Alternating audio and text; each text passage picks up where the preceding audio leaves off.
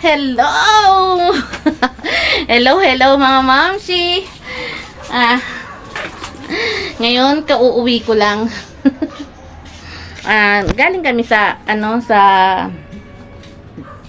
simbahan. Galing akong simbahan. Bali kauuwi ko lang ngayon. Ngayon hindi ko alam kung ano ipapakita ko sa inyo.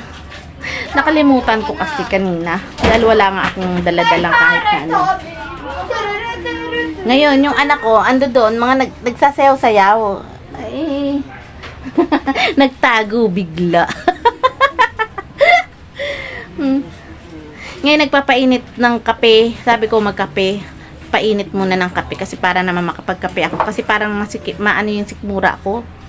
Hindi ko alam. Oh, bakit nagkaganyan yung walis? Oh, naku, nagkabali yung walis namin. Hindi ko alam bakit nabali.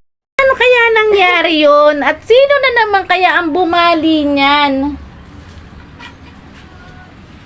Tingnan mo, magko-contribution pa sa school. Tapos tayo walang wali. Kakaya. Magko-contribute sa school nila. Tapos kami walang walis. Kailangan pag bumili kami ng walis para doon sa school nila, dalawa para itig-isa kami ng eskwelahan, diba? Asan na si ate mo? Abay, malay ko doon. Nag-iimong mo. Masakit talaga yung sikmura ko, mga mamsi.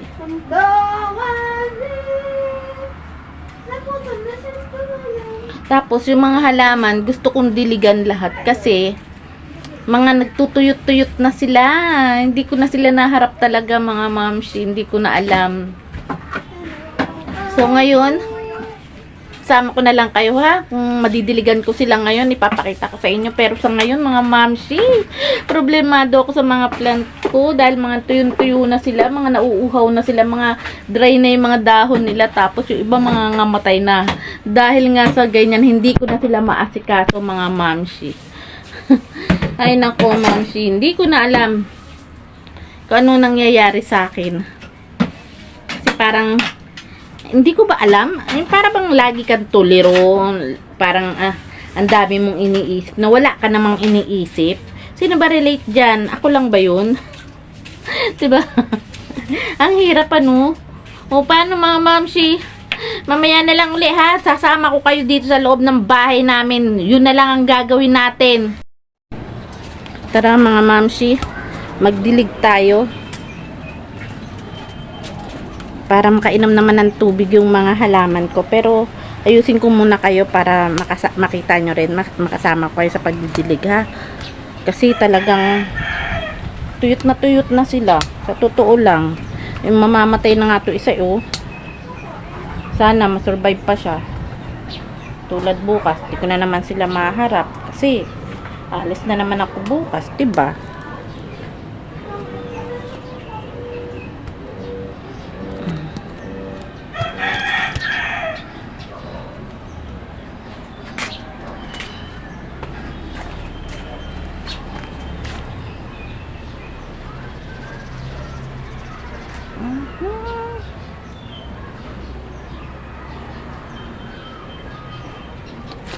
Mga mamsi, tabingi.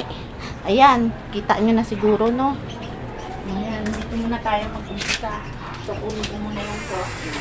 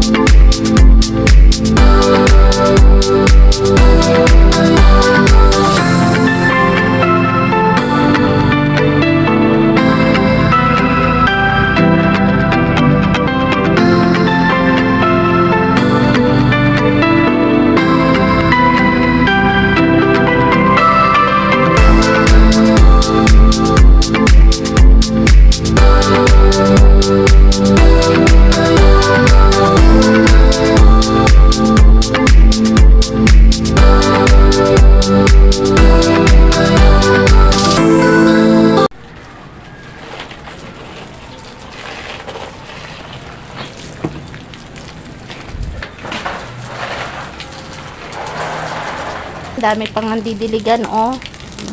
Hindi ko lang alam kung nakikita ninyo, ha. Bali, hindi ko na sila, hindi ko na sila lalapitan. Host na lang ang lalapit sa kanila.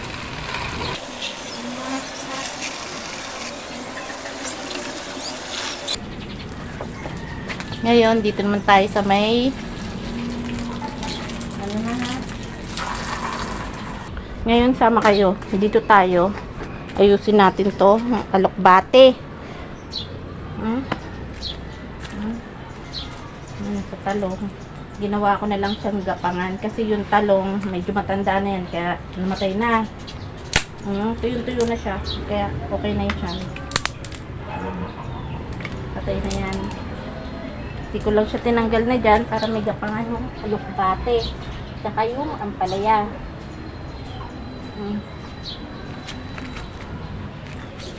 Kasi alokbate, namimiss ko po talaga ito. Masarap pala itong alokbate to kapag nilalaga.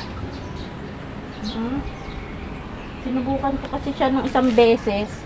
Dahil sa, rin ng mga kaibigan ko, ng mga kakilala ko dyan na gusto nila ang alokbate. Sabi ko, nilalaga ba yan? Hindi ako sanay. Hindi ko alam na pwede pala ilaga ang alokbate.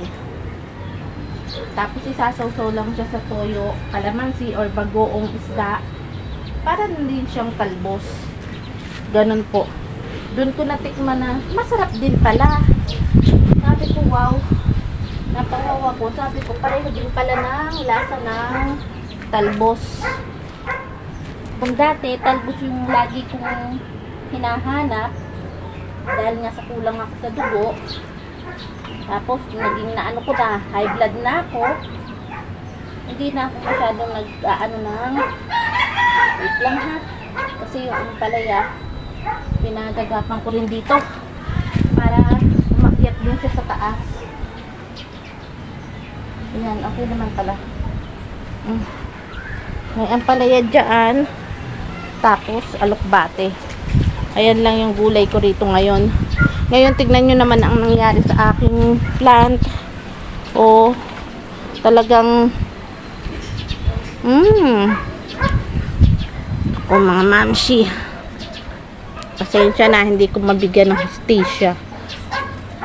Ayan. Tignan nyo mga mamshi. Nangyari sa aking plant. Ang dami niyang dried. Dry na dry. Diba? Kasi tagal siyang hindi nakainom ng tubig. Kaya mamshi. Ingay nila, no? Didinig nyo yun?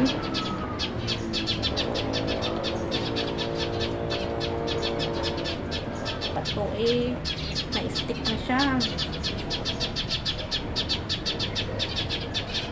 Kailangan na siyang palitan ng paso.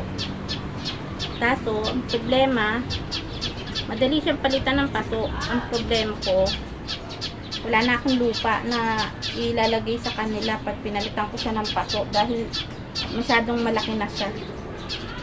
And then, ito rin, kailangan ko na rin siyang palitan ng lupa. Madami na kailangan ditong iayos.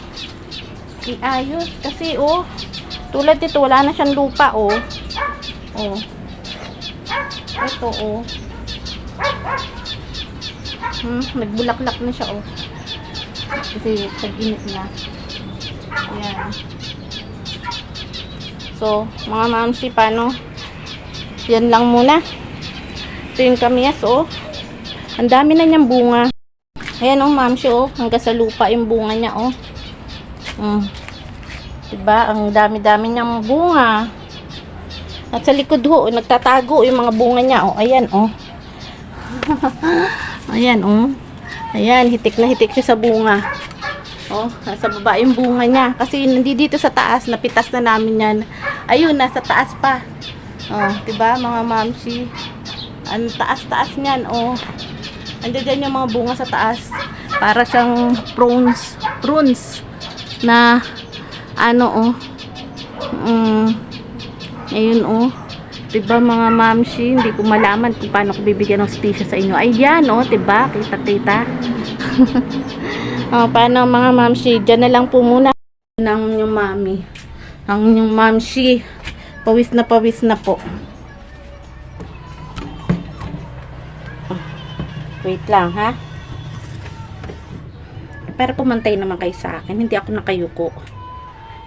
Diba? Ayan. Pawis na ang inyong mamshi. Ayan, magkape muna tayo. Ito lang ang maanok sa inyo. Oh, ayan na lang. Oh. Uy, yung mga bimpo doon na ibinaba ko, nilagay nyo na sa marumihan. Apa. O, yung lababo, ayusin nyo na. Nagwalis na ba? O, paano mga mamshi? Hanggang dito na lang ha. Bye!